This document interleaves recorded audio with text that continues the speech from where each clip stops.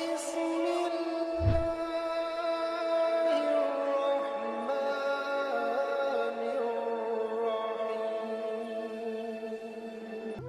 السلام علیکم ناظرین۔ پیارے ناظرین، آج کی اس ویڈیو میں ہم آپ کو حضرت خضر علیہ السلام کے بارے میں تفصیل سے بتائیں گے اور ان کی زندگی کے بارے میں۔ لیکن اس سے پہلے اگر آپ نے ہمارے چینل تابش علم کو سبسکرائب نہیں کیا ہے تو سبسکرائب کریں اور ساتھ ہی ساتھ بیل آئیکن کو بھی دبا دیں تاکہ ہماری ہر آنے والی ویڈیو کی نوٹیفیکیشن آپ تک پہنچتی رہے۔ تو چلیے ناظرین، ویڈیو شروع کرتے ہیں۔ کیا آپ اس شخص کے بارے میں جانتے ہیں جو آج سے ہزاروں سال پہلے پیدا ہوئے لیکن آج بھی ہمارے درمیان زندہ ہے؟ یہ شخص مختلف موقعوں پر ہمارے سامنے آتے ہیں اور ہمیں راہ دکھاتے ہیں۔ یہ ویڈیو دنیا کی سب سے پراسرار شخص کے متعلق ہے جن کے بارے میں ہر دور کے لوگ ہمیشہ تلاش میں رہے، جن کا نام خضر علیہ السلام ہے۔ حضرت خضر علیہ السلام کو ہمیشہ زندہ رہنے کی قوت کیسے ملی، اس کے متعلق مختلف واقعات ملتے ہیں۔ ابن عساکر نے تاریخ دمشق میں لکھا ہے کہ جب حضرت آدم علیہ السلام کی وفات کا وقت آیا تو آپ نے اپنے تمام لڑکوں کو جمع کر کے فرمایا، اے میرے بیٹوں، بے شک اللہ تعالیٰ زمین والوں پر ایک بڑا عذاب نازل فرمانے والا ہے، تو میری وفات کے بعد میرے جسم کو غار میں رکھ دینا، یہاں تک کہ سکون پا جاؤں تو میرے جسم کو ملک شام میں دفن کر دینا۔ لہٰذا آپ کی وفات کے بعد حضرت آدم علیہ السلام کا جسم مبارک آپ کے بیٹوں کے پاس رہا۔ جب اللہ نے حضرت نوح علیہ السلام کو مابعوث فرمایا تو انہوں نے حضرت آدم علیہ السلام کے جسم کو اپنے پاس رکھا۔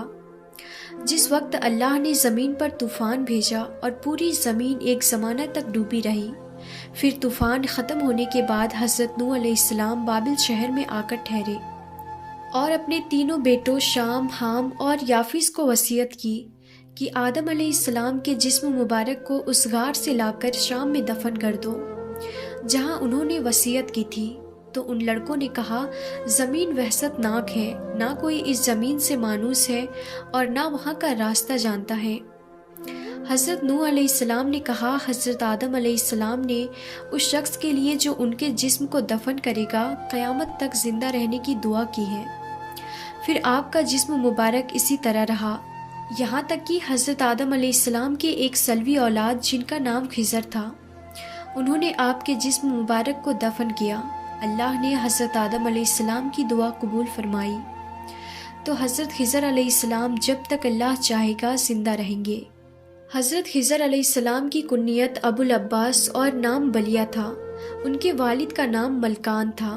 حضرت خضر علیہ السلام کی یہ خصوصیت تھی کہ آپ جس جگہ بھی بیٹھتے تھے وہاں آپ کی برکت سے ہری ہری گھاس اگ جایا کرتی تھی، اس لیے لوگ آپ کو خضر کہتے تھے، جس کے معنی سبز چیز ہوتی ہے۔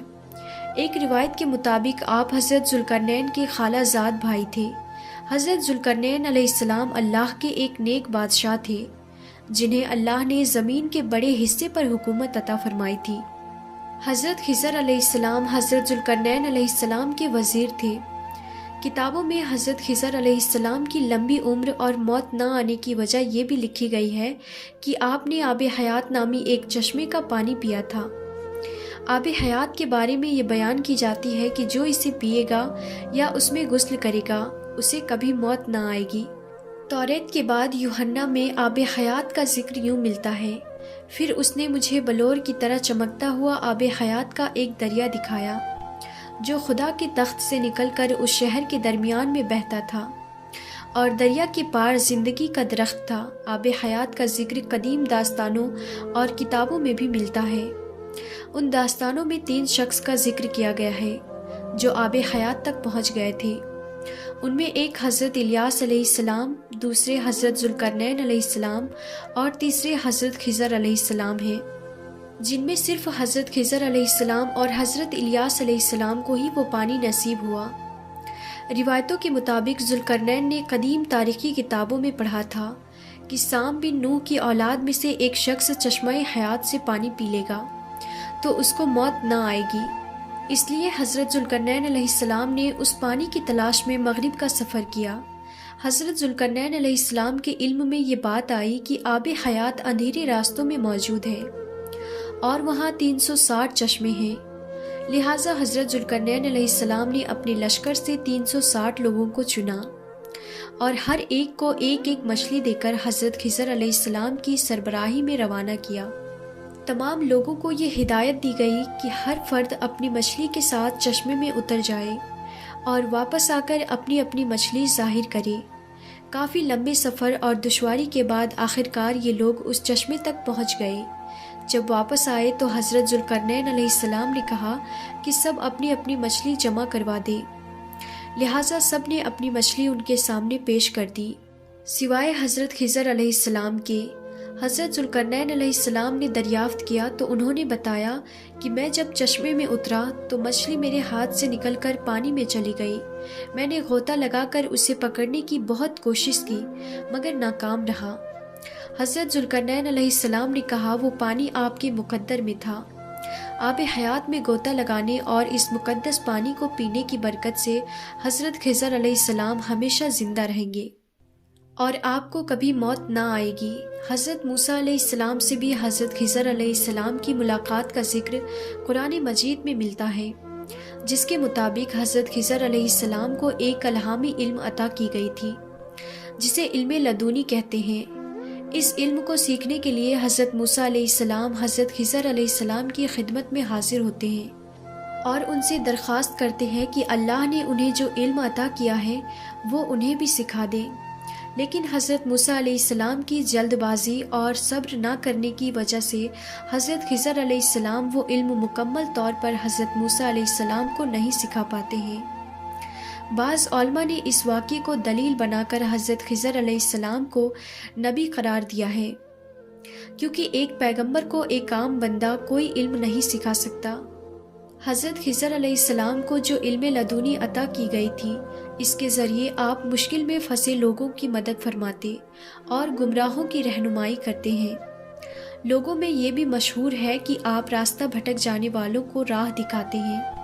اگر کوئی اللہ کا نیک بندہ مشکل کا شکار ہو کر راستہ بھٹک جاتا ہے تو حضرت خضر علیہ السلام اس کی مدد کرنے عین وقت پر پہنچتے ہیں۔ روایتوں کے مطابق حضرت الیاس علیہ السلام کی ذمہ داری اس سمندر میں لوگوں کی رہنمائی کرنا ہے اور حضرت خضر علیہ السلام زمین پر لوگوں کی رہنمائی کرتے ہیں۔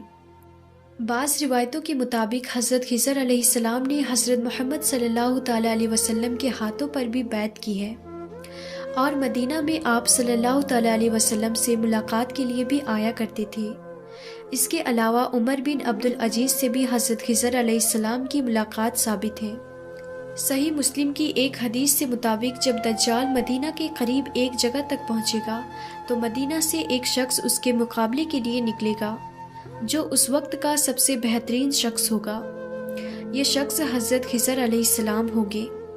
حضرت خضر علیہ السلام اور حضرت الیاس علیہ السلام دونوں زندہ ہیں اور ہر سال حج کے موقع پر ملتے ہیں۔ صوفیہ کے نزدیک بھی حضرت خضر علیہ السلام کا بہت اعلیٰ مقام ہے۔ وہ حضرت خضر علیہ السلام کو اپنا رہنما تصور کرتے ہیں۔ بعض صوفیہ سے ان کی ملاقات بھی ثابت ہے اور بعض بزرگوں نے لکھا ہے کہ حضرت خضر علیہ السلام نے کئی سالوں تک انہیں علم دین بھی سکھایا۔ صوفیہ آپ کو خواجہ خضر کہہ کر پکارتے ہیں۔ تو ہم امید کرتے ہیں کہ آپ سب کو یہ ویڈیو ضرور پسند آئی ہوگی۔